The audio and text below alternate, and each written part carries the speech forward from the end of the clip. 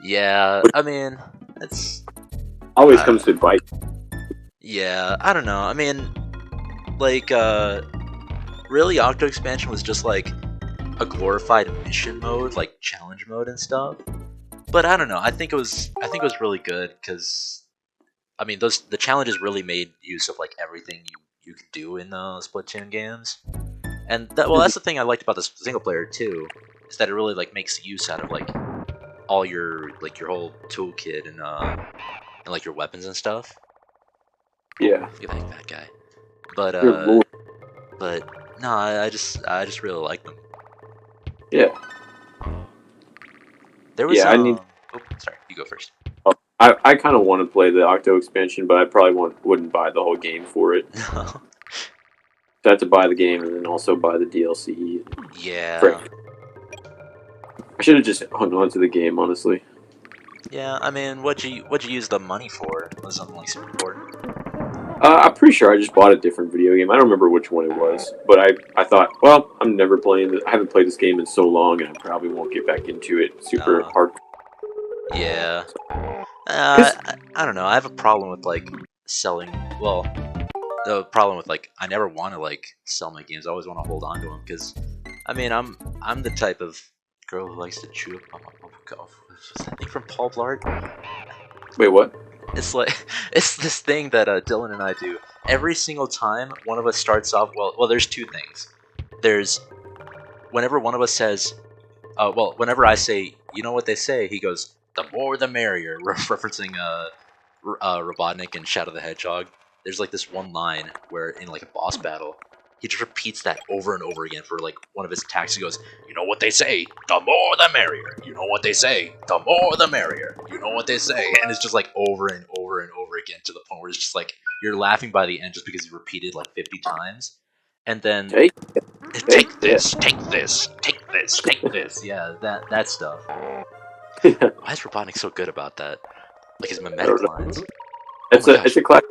Yeah. Oh wow, classic Sonic thing. Remember the my ultimate power. E ooh ah, e ooh ah. From Game Grumps. Yeah, but that's exactly what the game was. Ultimate e ooh ah. As if to answer, they send me a crying child. Ooh, ah, e, ooh. Yeah, but there's that one, and then there's from Paul Blart. You know, have you ever seen Paul Blart? Yes. Yeah, where his ringtone was, "I'm the type of girl you like that chew up on my bubble gum."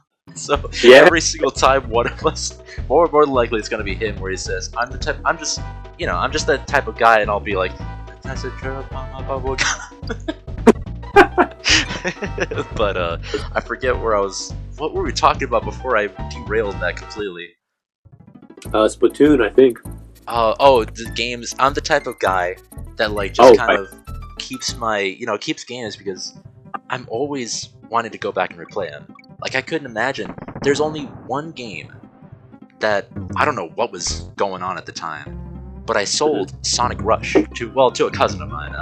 I'm pretty sure it was just like, I played it enough, and they have a DS, but they don't have like games and stuff. And I'll just give them this one. And man, lo and behold, a couple years down the line, I'm like, man, the music's so good in that game. Why I want to play it again.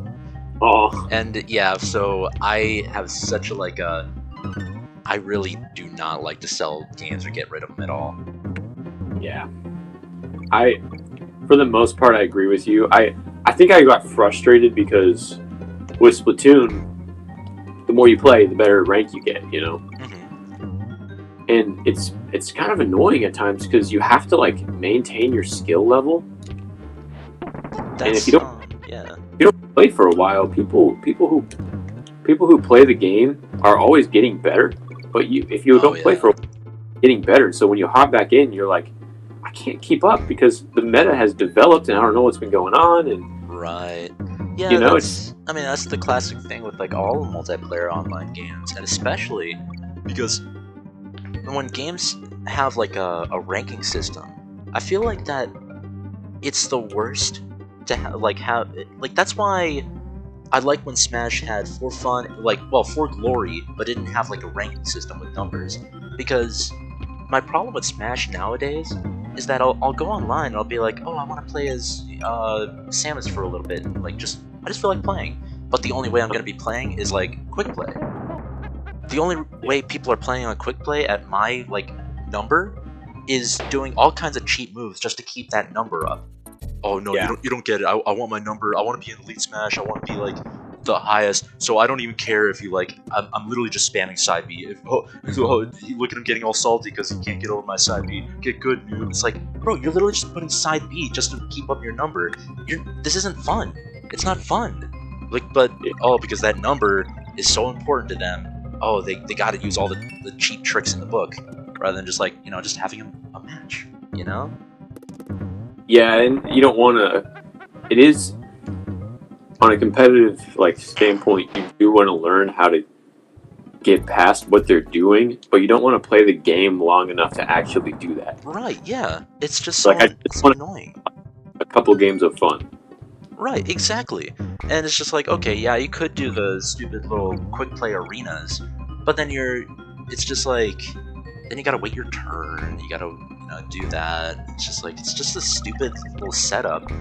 So the best way to play is quick play, and the worst way to play is quick play. Yeah, dude, that stuff makes me mad too. That's why I love the beginning of online games. Mm-hmm. Because when they just come out, they're pretty popular. They're probably almost at its peak of popularity. Frick, I'm so sorry. That's like the worst place to die. Okay, yeah, it's all good. Wait, get the G. Let's go. What do I do here? I don't know. But anyway, it's a lot of people are playing the game because it just came out, and people aren't great at it because they're still getting a grasp. And so it's fun to play. It's fun to play with your friends. It's fun to play because not everybody's like a pro. But then after like the midpoint of the life, you're kind of playing. You're starting to lose quite a bit. You're starting to get better, so you're probably also winning a little bit. It gets a little competitive. And then if you take a break, it's like, bro, game over. Yeah. The skill level just gets more and more. Yeah, you're going try hard, or you might as well not even try. Yeah, so I don't know. That's why like Overwatch, when that game came out, probably one of the most fun games I have ever played. What? I forgot to save. Let me save after we get back to the overworld. I could have kind of beat like two entire level. What we were Oh, I talking. didn't even realize. Yeah. But dude, yeah, that game, one of the most fun games I've played, especially with friends, and getting back into it with my brothers, it was like, it's fun, but it's hard as frick. Like, I don't know. Yeah, because like, isn't like the main thing is just like, oh, you got all these characters that play differently, so you're like, let me try out this character. And like, get Hanzo out of here. He's literally not even good. Don't even play how you want to play. Just play to be good because we're part of the team or whatever. Yeah, I mean oh man, this gopher is giving me the go for it. He's very naughty. Yeah, I mean that game specifically has its own challenges with matchmaking with people who are really like passionate about winning, and then the people who are trying to just play the game for fun. Yeah, which is such an interesting thing because like the game looks fun, like with all its like cool looking characters and stuff. Much different from like any other first person shooter. It was like the one that I was actually somewhat interested in because of that, and then it's just like, well, I mean, I just suck at first person shooters, so it didn't last very long for me. But just like seeing like how the meta is like for that game, just like, oh, you have all these cool characters, but you can really only use like 3 of them without somebody booting you out of the campaign because they don't want you to like just choose who you want to play as. Yeah, and I think they've changed a lot how it works with nice. I was like, I don't even know if we're hitting them, but I guess so. They've changed a lot with the first stuff and ranked match, and you can only choose a certain type of thing, and they've come up with all this stuff, and some for the better, some for the worse. And Yeah. I don't know. Online ranking systems can be tough. That's why I personally. Oh, this is cool. Oil Drum Alley. I like this place.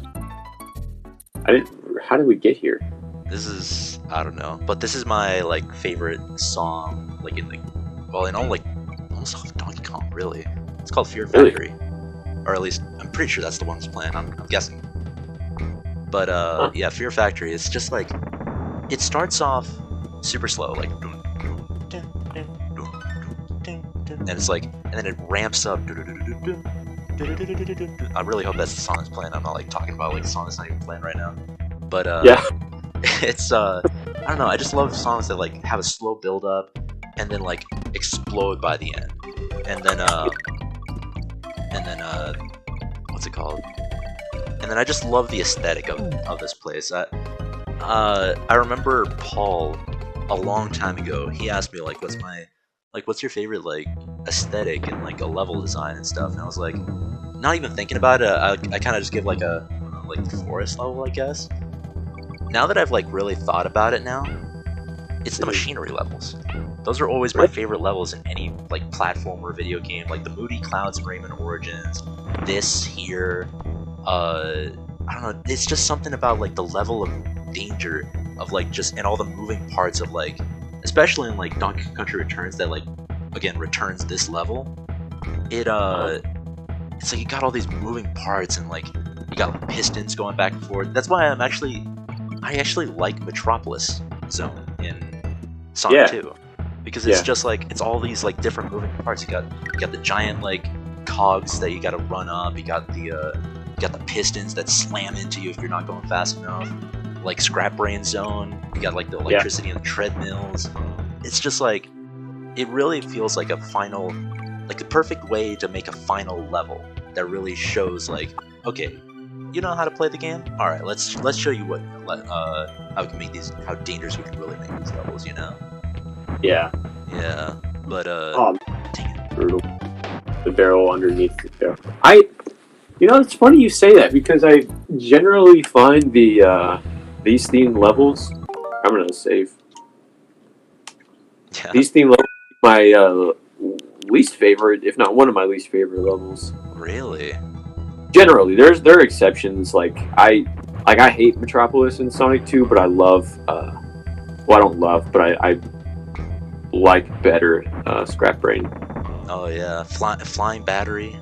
That's another good one. See, like that's another one where as a kid I like it now, but as a kid I always hated getting to that level. Yeah, I mean it's for some reason as a kid I could never get past like that one part where you're supposed to wait for the bombs to shoot through the floor and like create a hole into it. So I would always get that part when I was like playing as a kid and be like, I don't get it, I'm stuck, I guess. And then I would just like turn off the game because I didn't know what to do. But you generally love that level though, right? Oh yeah, especially, that's the thing also. In the second time in a row, the music generally tends to be like some of my favorites. I mean, Fear Factory, the Flying Battery, Metropolis, and that's all great music. Oh yeah, those tracks are really good. That's because I'm pretty sure like I'm pretty sure you're the majority of people that like when you get to the machinery level, that's like, you know. And I could see it partly just from like an aesthetic standpoint. I mean, when you go into the factory level, what are you seeing? Like, what can you really think of aside from like the color gray? You know? Yeah. I think it.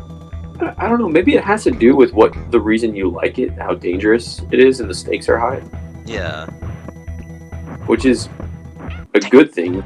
It does it well, but that's probably why. Wait. Maybe, yeah. Cause sorry. Cause Tropical Freeze. Did you say you beat Tropical Freeze or no? I got to the final boss and I think I never beat it. Oh really? I mean, he is pretty hard though, yeah. Kind of embarrassing, and I'm a little ashamed of it because it's like you get to a final boss, bro, you beat it. You know what I mean? Yeah. But I remember. Oh frick! My brother and I tried to beat it one night, and I don't know how long we played. We played a little while, and we could not beat it. And we always planned to go back and beat it. he brings it up sometimes. He's like, dude, I always think we need to beat that, just, even though it's been so long. I just don't feel right not having beat that. Yeah.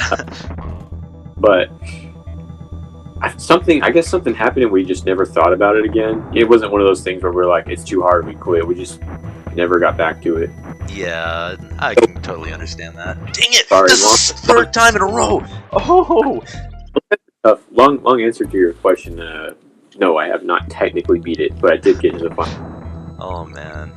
I mean, yeah, I can totally see it. I mean, it's just, I don't know. I'm sure there's like some examples of that, like with me, where like I got to the very end, but then I got a new game or something, and then just kind of quietly shelved it or something without realizing. Yeah. Yeah. So I mean, it's not that big a deal, I don't think. Yeah. Oh, come on, that was perfectly timed. But where I was going with that was. Where I was going with that was. Oh. Huh? Rambi? Wow. Wow, we got... Of course.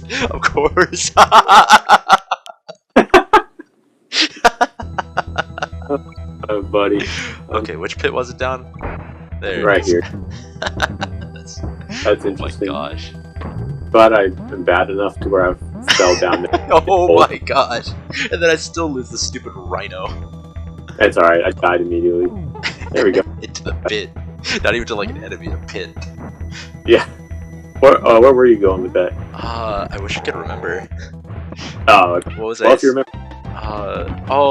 Is Tropical Freeze, right? You were talking about Tropical Freeze? Yeah, right. Okay, so because Returns, obviously, it brings back like the Fear Factory levels, and then it brings back the music, and then Tropical Freeze, in a strange, in a really cool twist, as you saw, like the entire last world is this game and Returns.